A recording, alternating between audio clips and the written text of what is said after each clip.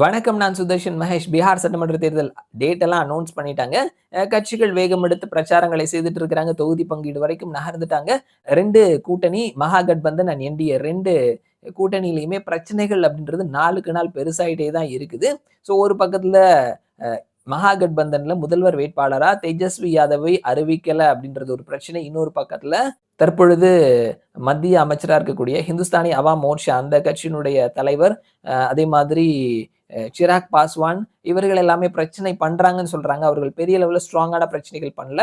எங்களுக்கு சீட்டு ஓரளவு நியாயமான முறையில கொடுக்கணும் அப்படின்ற மாதிரி தான் இருக்கு. அவங்க வந்துட்டு நாங்க குடுக்கலைன்னா வெளில போயிருவோம் அந்த மாதிரியான ஒரு ஸ்டாண்ட் அவங்க 2 பேருமே எடுக்கல அப்படின்றத பார்க்க முடிகிறது. ஜித்தன் ராம் மாஞ்சி அண்ட் சிராக் பாஸ்வான் அவங்க 2 பேருமே ஆனா ஒரு சின்ன ஒரு மனஸ்தாபத்தோட அவங்க இருக்கிறாங்க அந்த என்டிஏ அலையன்ஸ்ல அப்படின்றது நம்ம பார்க்க முடிகிறது. ஜித்தன் ராம் மாஞ்சி தான் வந்து அவர் தன்னுடைய அதிருப்தியை வெளிப்படுத்தி இருக்கிறாரு. எங்களுக்கு ஓரளவாவது நியாயமான சீட் கொடுப்பாங்க அப்படின்னு சொல்லிட்டு. சிராக் பாஸ்வான் அவர்கிட்ட கேட்கும் பொழுது இந்த மாதிரியான நியூஸஸ்லாம் வருது அப்படின்னு கேட்கும் பொழுது நான் எப்பொழுதுமே என்டிஏ மோடிக்கு ஆதரவா தான் நான் இருப்பேன் அப்படின்றத அவர் சொல்லியிருக்கிறாரு. ஸோ இந்த நேரத்துல India today and C voter இவர்கள் 2 பேரும் சேர்ந்து பீகாரினுடைய கள நிலவரம் எப்படி இருக்குது அப்படின்னு சொல்லிட்டு ஒரு பெரிய கருத்து கணிப்பு முடிவை எடுத்திருக்கிறாங்க. அவர்கள் யாருக்கான வாய்ப்பு இருக்குது, யார் வெற்றி பெறுவார்கள் அப்படின்லாம் கேட்கல. கள நிலவரம் எப்படி இருக்குது அப்படின்னு சொல்லிட்டு நிறைய கேள்விகளை கேட்டு மக்கள் அதற்கு எப்படி ரெஸ்பாண்ட் பண்ணியிருக்கிறாங்க அப்படின்றத சொல்லியிருக்கிறாங்க. மொத்தமா 12 கேள்விகள் கேட்டிருக்கிறாங்க. ஒரு 6 கேள்விகளை இந்த வீடியோல முதல் பகுதியாகவும், இன்னொரு 6 கேள்வியை நாளை மறுநாள் இன்னொரு வீடியோவாகவும் நம்ம இதே சேனல் சுதர்ஷன் டாக்ஸ் அப்படின்ற சேனலை நான் பகிர்ந்துக்கிறேன். இன்னைக்கு முதல் செட் ஆஃப் கொஸ்டின்ஸ், முதல் 6 கேள்விகள், அதற்கான ரெஸ்பான்ஸை தெரிஞ்சுக்கலாம். இந்த ஸ்டேட் கவர்மெண்டினுடைய பெர்ஃபார்மன்ஸ் எப்படி இருக்குது அப்படின்ற கேள்விக்கு ரொம்பவே சாட்டிஸ்ஃபைடா இருக்கிறோம் அப்படின்னு சொல்லிட்டு 34% மக்களும், ஓரளவுக்கு திருப்திகரமா இருக்குது அப்படின்னு சொல்லிட்டு 28.8% மக்களும், திருப்திகரமாவே இல்லை அப்படின்னு சொல்லிட்டு 34.7% மக்களும், கருத்து இல்லை அப்படின்னு சொல்லிட்டு 2.5% மக்களும் சொல்லியிருக்கிறாங்க. கிட்டத்தட்ட 60%க்கு மேற்பட்ட மக்கள் திருப்தியா இருக்கிறோம், ஓரளவு திருப்தியா இருக்கிறோம் அப்படின்ற பதில கொடுத்திருக்கிறாங்க. இது ஒரு நார்மலான பதிலாக தான் நம்ம பார்க்க முடிகிறது. அண்ட் அடுத்தது முதல்வர் நிதிஷ்குமாரினுடைய செயல்பாடு எப்படி இருக்குது அப்படின்ற கேள்விக்கு ரொம்பவே திருப்திகரமா இருக்குது அப்படின்னு சொல்லிட்டு 35.7% மக்களும், ஓரளவு திருப்திகரமா இருக்குது அப்படின்னு சொல்லிட்டு 25.4% மக்களும், திருப்திகரமா இல்லை அப்படின்னு சொல்லிட்டு 37.8% மக்களும், கருத்து இல்லை அப்படின்னு சொல்லிட்டு 1.1% மக்களும் சொல்லியிருக்கிறாங்க. இதுவும் கிட்டத்தட்ட 60% நெருங்கி வருது. இதுவும் ஒரு ஆவரேஜான பதிலா நம்ம பார்க்க முடிகிறது. அடுத்தது உங்களுடைய சாய்ஸ்ல பிரதமர் கேண்டிடேட் யாரா வரணும்னு நீங்க நினைக்கிறீங்க அப்படின்ற ஒரு கேள்வியும் கேட்டிருக்கிறாங்க. ஸோ அதுல நரேந்திர மோடின்னு சொல்லிட்டு 51.8% மக்களும், ராகுல் காந்தின்னு சொல்லிட்டு 40.9% மக்களும் சொல்லியிருக்கிறாங்க. ஸோ இதில் நம்ம ஜூலை மாதத்தோடு ஒப்பிடும் பொழுது 34% இருந்த ராகுல் காந்தி கிட்டத்தட்ட 6% அதிகரித்து 40% உயர்ந்திருக்கிறாரு.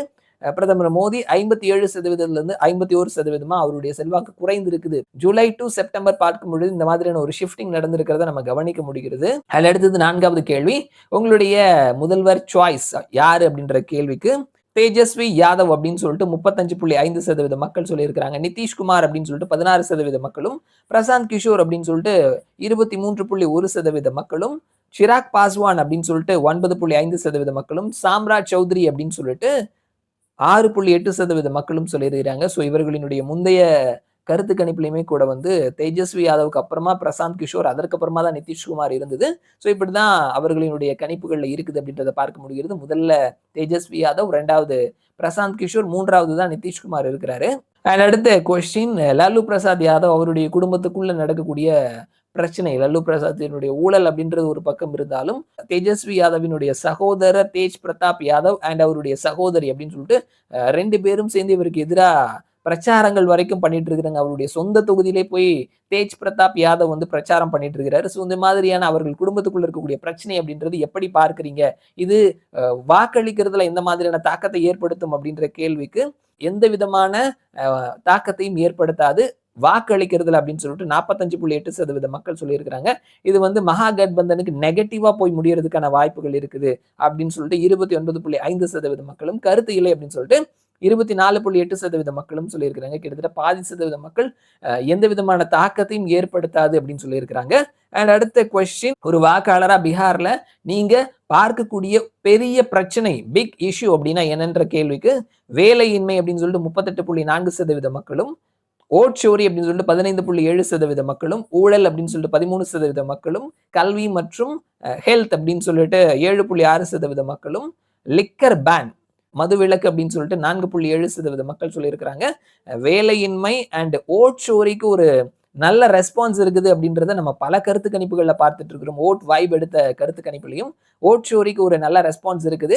அதே மாதிரி சி ஓட்டர் எடுத்திருக்கக்கூடிய இந்த கருத்து கணிப்புலையும் ஓட் ஷோரிக்கு ஒரு 15.7% மக்கள் ரெஸ்பாண்ட் பண்ணியிருக்கிறாங்க. ஊழலுக்கு 13% அப்படின்றதையும் நம்ம பார்க்க முடிகிறது. இதுதான் வந்து முதல் செட் ஆஃப் 6 கேள்விகளும் மக்கள் அதற்கு கொடுத்திருக்கக்கூடிய ரெஸ்பான்ஸும். அடுத்த 6 கேள்விகளை நாளை மறுநாள் இதே சுதர்ஷன் டாக்ஸ் அப்படின்ற சேனலை நான் பகிர்ந்துக்கிறேன். மறுபடியும் நான் உங்களை இன்னொரு வீடியோல சந்திக்கிறேன். அது வரைக்கும் நன்றி.